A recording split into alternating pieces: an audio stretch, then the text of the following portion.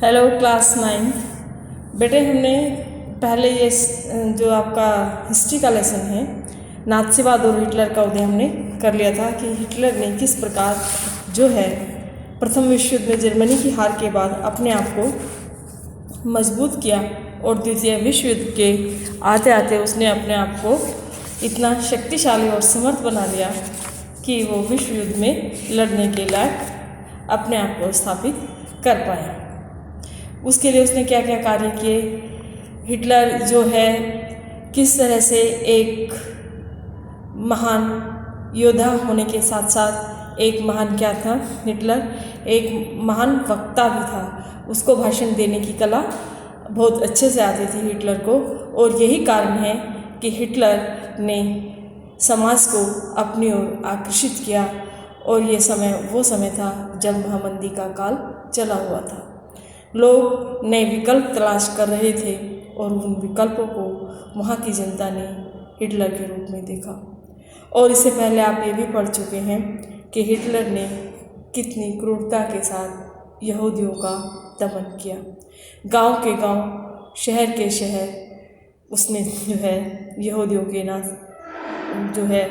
नष्ट कर दिए यातना गृह के द्वारा, और गैस चैम्बर को गैस छोड़ के तरह तरह से उन्हें यातनाएं दी जाती थी। अब जो हिटलर थे उन्होंने नात्सीवाद का जो है उदय किया। नात्सीवाद जो नात्सी जर्मन में युवाओं की क्या स्थिति थी आज हम ये पढ़ेंगे, क्योंकि उसने जो हिटलर जो थे उन्होंने शुरू से ही बच्चों को नात्सी बनने की सैनिक शिक्षा देने की योजना शुरू की, जिसके कारण स्कूलों से ही वो शिक्षा उन्हें दी गई। युवाओं में हिटलर की दिलचस्पी जुनून की हद तक पहुंच गई थी, है ना।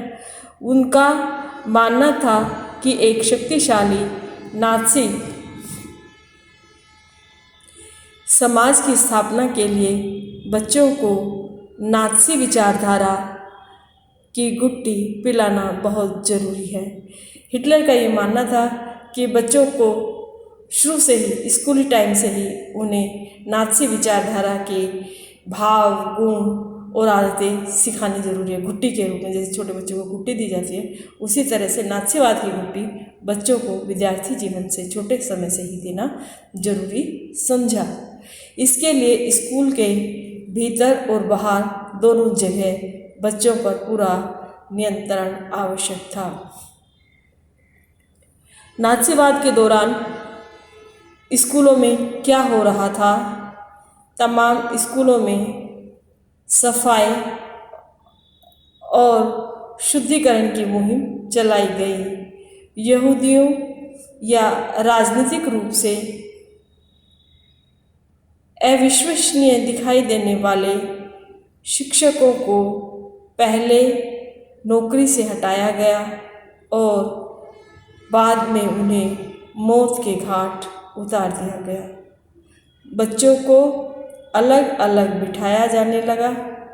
जर्मन और यहूदी बच्चे एक साथ न तो बैठ सकते थे और न ही खेल कूद सकते थे, क्योंकि यहूदी जो हिटलर थे वो यहूदियों और जर्मनों में बहुत भेदभाव करते थे। इसलिए स्कूल में भी टीचर्स को भी हटाया गया जो यहूदी थे, और बच्चों को भी अलग बिठाया जाता था जर्मन विद्यार्थियों से। खेल कूद जर्मन और यहूदी बच्चे एक साथ न तो बैठ सकते थे और न ही खेल कूद सकते थे। बाद में अवांछित बच्चों को यानी कि यहूदियों, जिप्सियों के बच्चों और विकलांग बच्चों को स्कूल से निकाल दिया गया। 40 के दशक में तो उन्हें भी गैस चैम्बरों में झोंक दिया गया। अच्छे जर्मन को नात्सी शिक्षा की प्रक्रिया से गुजरना पड़ रहा था। यह विचारात्मक प्रशिक्षण की एक लंबी प्रक्रिया थी। स्कूली पाठ्य पुस्तकों को नए सिरे से लिखा गया।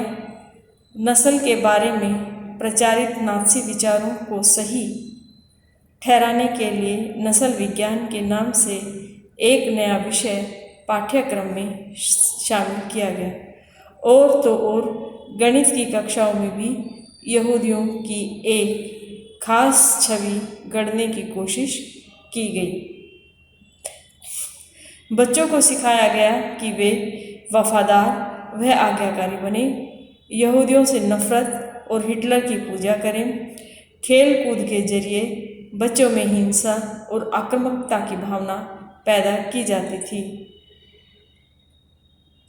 हिटलर का मानना था कि मुक्केबाजी का प्रशिक्षण बच्चों को फौलादी, दिल वाला, ताकतवर और मर्दाना बना सकता था।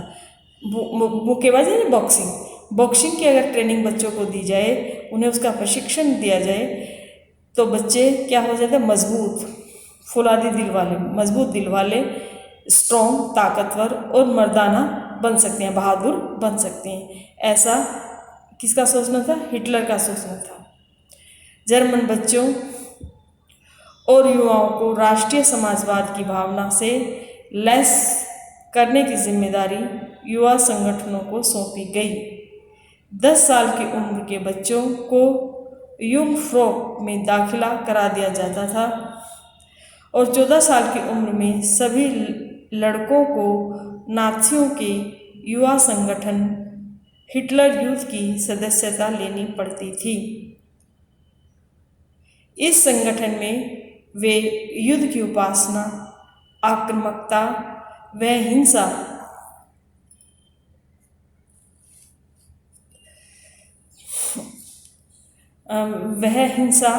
लोकतंत्र की निंदा और यहूदियों, कम्युनिस्टों, जिप्सियों व अन्य अवांछितों से घृणा का सबक सिखाते थे। स्कूल में जहाँ एक और उन्हें किस चीज़ की शिक्षा दी जा रही थी? ताकतवर बनने की, फौलादी बनने की, तो वहीं दूसरी ओर क्या करते थे वो? जिप्सियों से, यहूदियों से नफरत करना, हिटलर की पूजा करना। नाज़ी में युवा संगठन हिटलर यूथ की सदस्यता लेनी पड़ती थी और उन्हें शिक्षा के साथ साथ युद्ध की उपासना, हिंसा और लोकतंत्र की निंदा, कम्युनिस्ट और यहूदियों और जिप्सियों से घृणा का भी पाठ पढ़ाया जाता था, सिखाया जाता था। गहन विचारात्मक और शारीरिक प्रशिक्षण के बाद लगभग 18 साल की उम्र में वे लेबर सर्विस का मतलब श्रम सेवा में शामिल हो जाते थे। इसके बाद उन्हें सेना में काम करना पड़ता था। पहले स्कूल में ट्रेनिंग दी जाती थी और फिर सैनिक के रूप में देश सेवा के लिए उन्हें जाना पड़ता था और किसी नाज़ी संगठन की सदस्यता भी लेनी पड़ती थी। एक ये नए शब्द है बेटे, इनको जरूर देखते रहना चाहिए। बॉक्स में क्या लिखा हुआ है, नए शब्द क्या है, नए शब्द हैं, इसको अपनी फेयर कॉपी में लिख भी लेना। युंगफ्रॉ, ये इसका मतलब क्या है? इसका मतलब ये है कि 14 साल से कम उम्र वाले बच्चों के लिए नाज़ी युवा संगठन, है ना।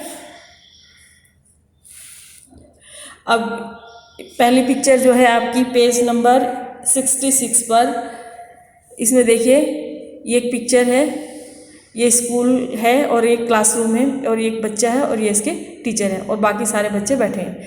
यहूदी विरोधी विषयों की पढ़ाई को दर्शाता कक्षा का ये एक चित्र है, एक क्लासरूम का चित्र है। इसमें अंस हिमर न्यूमबर्ग स्टूमरर 1938 का ये फोटो है द्वारा रचित रेडर गिप्लिज्ड पृष्ठ साथ का शीर्षक इस प्रकार के कि यहूदी नाक सिरे से मुड़ी हुई है और यह अंग्रेजी के अंक 6 जैसी दिखती है। ये दिखा रहा है, ये यहूदियों की जो नाक है ऐसे मुड़ी है जैसे हमारा 6 अक्षर है और ये किसकी नाक को दर्शाता है? यहूदियों की नाक को दर्शाता है। ये क्लासरूम में ऐसा बताया गया। और दूसरा चित्र देखिए, इसमें आपका बुक खोलते रहो साथ के साथ। बाकी बच्चों की हंसी ठिठोली है, हंसते खेलते दिखाई दे रहे हैं, मुस्कुराते दिखाई। बाकी बच्चों की हंसी ठिठोली के बीच यहूदी शिक्षक और यहूदी विद्यार्थियों को स्कूलों से निकाला जा रहा है। ये देखो, ये बच्चे क्या है, हंसी ठिठोली कर रहे हैं, हंसी मजाक कर रहे हैं और ये यहूदी बच्चे और यहूदी टीचर हैं, इनको स्कूल से बाहर निकाला जा रहा है, बाहर का रास्ता है।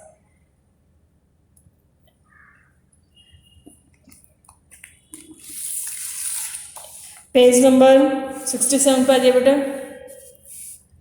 है ना। और इस वाले स्रोतगृह में आप देखिए 6 से 10 साल तक की उम्र के सभी लड़कों को नाज़ी विचारधारा का शुरुआती प्रशिक्षण दिया जाता था। प्रशिक्षण पूरा होने पर उन्हें हिटलर के प्रति निष्ठा की यह शपथ लेनी पड़ती थी। क्या लेनी पड़ती थी? हमारे फ्यूहरर का प्रतिनिधित्व करने वाले इस रक्त ध्वज की उपस्थिति में मैं शपथ लेता हूँ, है ना, शपथ लेनी पड़ती थी कि मेरी सारी ऊर्जा और मेरी सारी शक्ति हमारे देश के रक्षक एडोल्फ हिटलर को समर्पित है। मैं उनके लिए अपना जीवन देने को इच्छुक और तैयार हूँ। ईश्वर मेरी मदद करे। यह स्रोतगृह है। स्रोतगृह क्या है? जर्मन लेबर फ्रंट के प्रमुख रॉबर्ट ले ने कहा था, हम तभी से काम शुरू कर देते हैं जब बच्चा 3 साल का होता है। क्या कहा? कि हम तभी काम शुरू कर देते हैं जब बच्चा 3 साल का होता है, मतलब बोलना और चलना ही सीखता है इस 3 साल की अवस्था तक। तो जैसे ही वह जरा सा भी सोचने लगता है, उसे लहराने के लिए एक छोटा सा झंडा, ये देखो बच्चे ले रहे हैं ना छोटा सा झंडा, ये ले रहे, तो उसे लहराने के लिए एक छोटा सा झंडा थमा दिया जाता है। इसके बाद स्कूल, हिटलर यूथ और सैनिक सेवा का नंबर आता है। लेकिन यह सब कुछ पूरा हो जाने के बाद भी हम किसी को छोड़ते नहीं हैं। लेबर फ्रंट उन्हें अपनी गिरफ्त में ले लेता है, चाहे उन्हें अच्छा लगे या बुरा, कब्र तक उनका पीछा नहीं छोड़ते। ये देखिए, वांछित बच्चे जिनकी संख्या हिटलर बढ़ाना चाहता था। कब्जे वाले यूरोप में अधिकृत पोलैंड में बसाने के लिए भेजा जा रहा एक शिशु अपनी माँ के साथ, ये माँ है और ये उसका बच्चा है। इस चित्र में क्या है भाई? मौत के कारखाने में आते यहूदी बच्चे जिन्हें गैस से मार दिया जाएगा। ये यहूदी हैं और इन्हें जो हिटलर के आतंक से यानी कि गैस से मार दिया जाएगा। फिर है क्रियाकलाप। चित्र 23 और 24 और 27 ये रहा, और 23-24 ये रहा आपका। ये रहा चित्र 23 और 24। यहूदी की नाक 6 जैसी लगती है और ये यहूदी के बच्चे और टीचर बाहर निकल रहे हैं और ये सारे अंदर हैं जो, और ये 27 है कि इन्हें यातना गृह में लिया जा रहा है। जो चित्र 23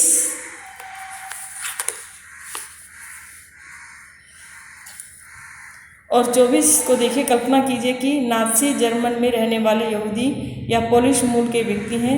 आप दिसंबर 1941 में जी रहे हैं और अभी अभी कानून बनाया गया कि यहूदियों को डेविड का तमगा पहनकर रहना होगा। तमगा मीन्स वो जो पहचान है कि गले में डला रहेगा, एक डेविड का तमगा, एक मेडल सा, एक पहचान पत्र, एक बिल्ला।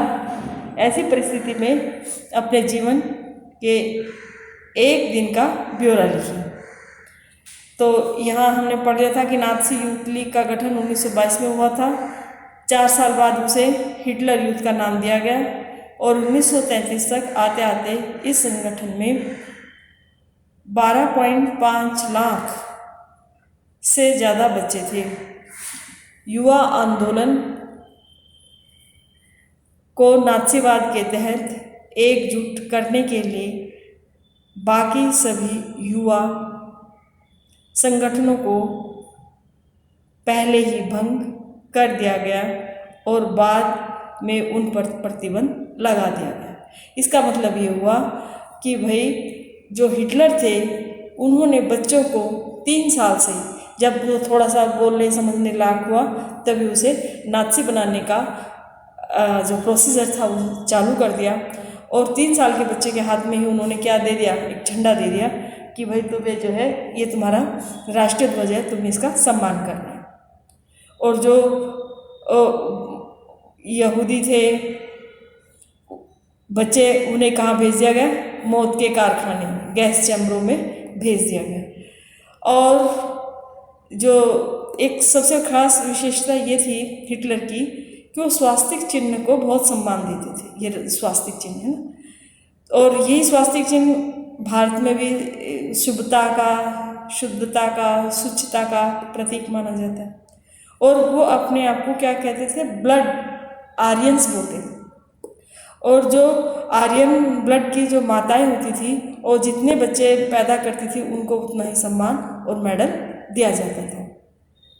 और उनका ये मानना था कि जो वांछित हैं बच्चे हैं उनकी संख्या को हिटलर बढ़ाना चाहता था। वांछित मीन्स जो आर्यन ब्लड से संबंधित हैं उनकी संख्या को बढ़ाया जाए, और जो अवांछित हैं यहूदी वगैरह उनको मौत की घाट उतार दिया जाए।